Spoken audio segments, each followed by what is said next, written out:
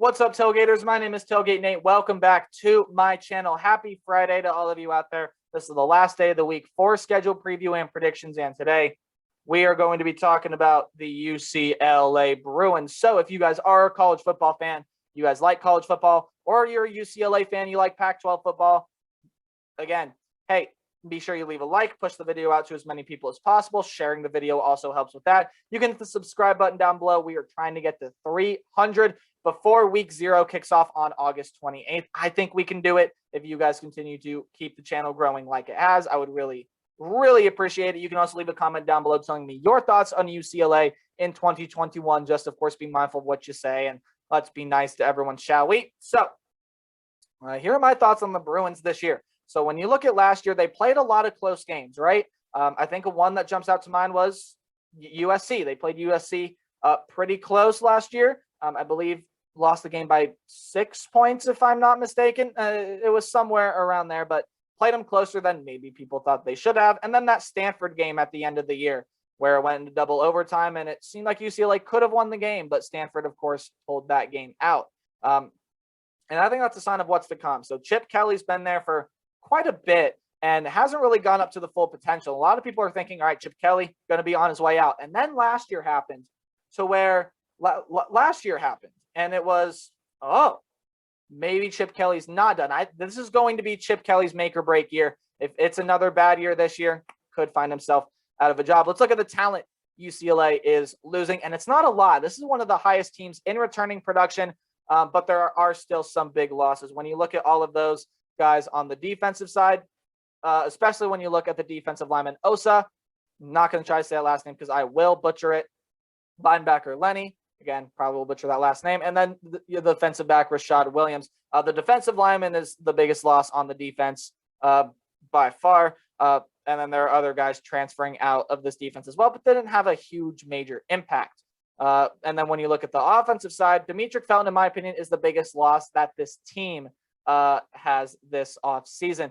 Now, played mostly running back at UCLA, but there are a couple draft sites to where when I went back and say, all right, who got drafted from this team, Demetric Felton was listed as a wide receiver. And I thought, so could he play wide receiver in the NFL? Again, I'm not one to watch the NFL too much. Like, I'll watch it on Sundays, of course, but I don't follow it as closely as college football, like still know quite a bit, but I wish Demetric Felton the best of luck. We'll see how he does in an NFL uniform. Other pass catchers, Jalen Irwin, Charles Njoku, and the offensive lineman, Jake Burton, gone as well. The pass catchers that are leaving UCLA were some solid options off the bench, but nothing too crazy leaving the Bruins. Of course, Felton and Osa. But hey, it's not about what you lost. It's about what you have. Dorian Thompson-Robinson coming back at quarterback. He's a very good dual threat guy.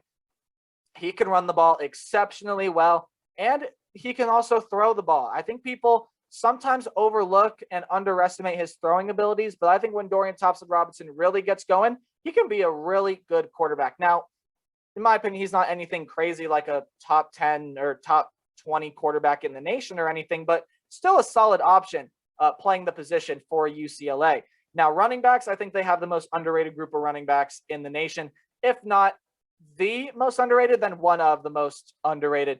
Britton Brown coming back. He was a former player at Duke, of course, played at UCLA last year, had a really productive season at running back. So for UCLA, could be the number one guy, but they're also getting Zach Charbonnet over from Michigan, a guy who shared the load with Hassan Haskins over there in Ann Arbor. So is Zach Charbonnet going to be the number one guy, or are we going to see a 1A, 1B scenario? I think that's a big question. I would definitely prefer, if I were a UCLA fan, that they would play a 2 running back system, because I think both of those guys can be very, very productive. Wide receiver side, you got Cam Brown, Kyle Phillips, but to me, the most notable pass catcher coming back is Cole Dulcich. And Dulcich is a guy that can play like a wide receiver at the tight end position, an NFL prospect.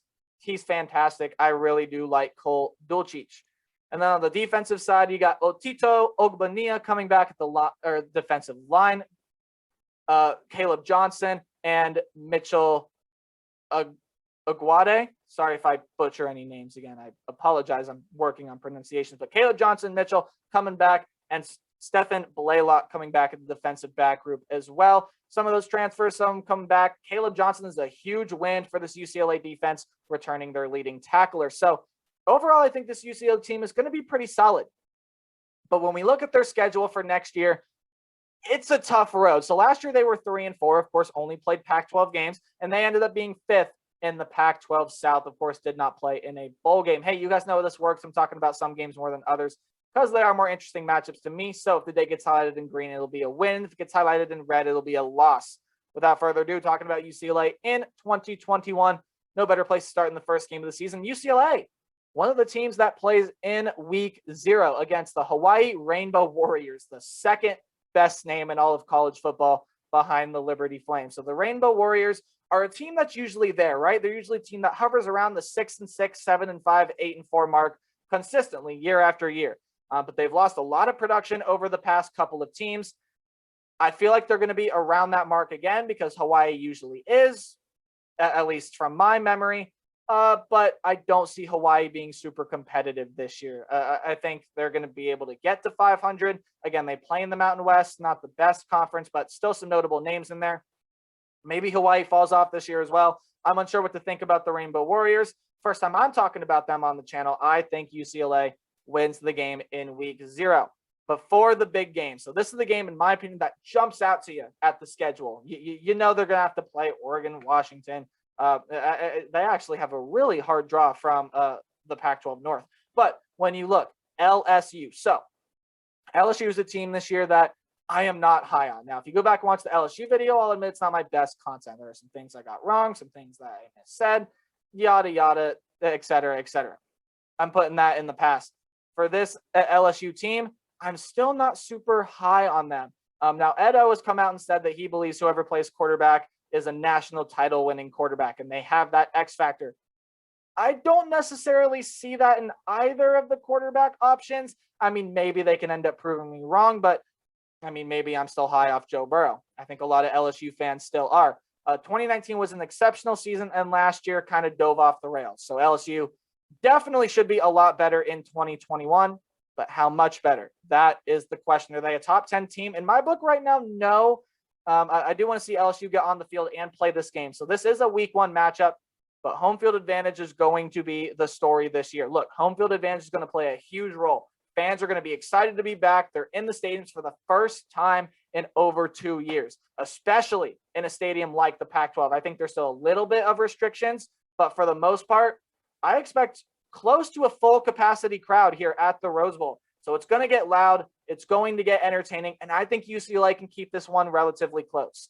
I really do. I think UCLA can compete with LSU in this game, at least for a little bit. I do have LSU winning the game in the end, so that means it's a loss for UCLA. But I do think UCLA can keep it close.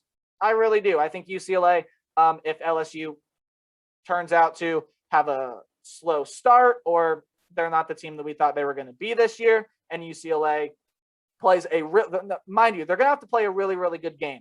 But I think if they can play a really good game, maybe they can pull off an upset here against the Tigers. But right now, the Bayou Bengals, I think, are going to escape Pasadena with a win.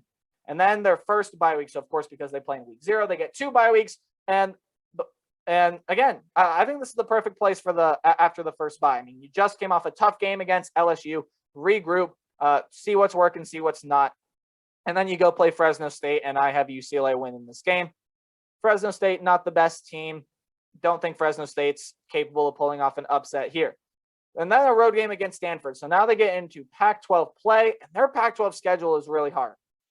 They get a super tough draw from the north. They get Oregon, they get Washington, and then they have to play Stanford. So Stanford, a team to me that I think can still surprise some people this year. I know they just lost Davis Mills to the NFL draft. I know, but there are still a lot of solid players coming back at Stanford. And the coach there believes in Stanford. I think he believes in his team, believes in his guys. I believe in his guys. I think these guys can surprise some people this year. I think Stanford's going to be a team that's going to fight and compete in every single game. And I do have UCLA dropping this one. So I do have the Bruins dropping this game to the Stanford Cardinal. And then a home game against Arizona State. So the Sun Devils, Another team this year that I think can be really good. I think Arizona State can be really good. They're coming back with a lot of experience, a lot of talent. There's a lot of uncertainty surrounding them right now, right? With the investigation and things like that, right? I think UCLA goes ahead and wins this game. The Arizona State's going to fumble up somewhere on the road. They're a really good team at home and not the best on the road historically, right? Or not, I guess not historically, but over the past couple of years on the road. Now, I know they pulled off big upsets against Michigan State. They pulled off the big upset against Oregon. I think this time they get to know what it feels like to be upset. And I think UCLA pulls off this win here against Arizona State. I think especially the offense for UCLA will be prominent and will do enough. And then the game against Arizona. Yes, I know I said home field advantage is going to play a large role in this season, but not when you're the worst team in the Pac-12. I think UCLA should easily win this game. And then a road game against Washington. This is where it gets tricky, right? Okay, my pick is on the screen, and I'm going to explain why. Washington, to me, is a team that I feel like can compete. You know, they can play well. Washington's a team that has a really high ceiling.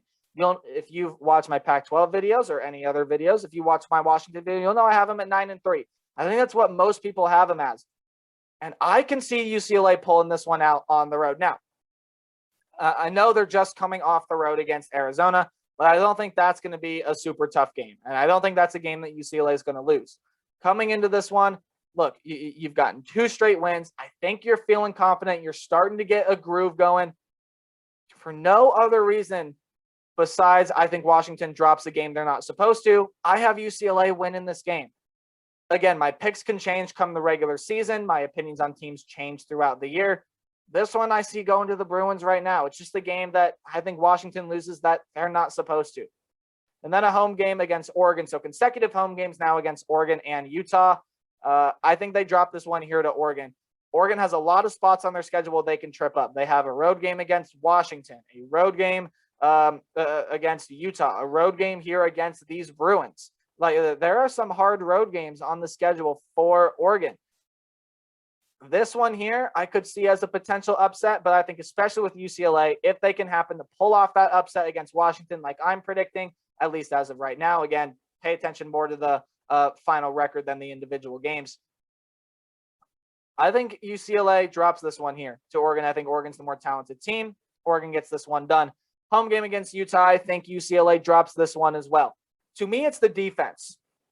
To me, it's whichever defense is going to play better. Charlie Brewer coming in at quarterback for Utah. We know how good he can be, and if he can be really good, Utah is going to have a nice, solid offense this year. And when you look at the defensive side, they have one of the better defenses in the Pac-12, and they still should this year. So when you look at the defenses in the Pac-12 and you look at Utah, comparatively speaking to UCLA, Utah takes the cake on this one. Now, this is going to be a matchup of 2 great linebackers. You got Devin Lloyd at Utah, and then you got Caleb Johnson at UCLA. But for Utah, I think their defense does enough and their offense scores enough points to be able to outlast UCLA in the Rose Bowl.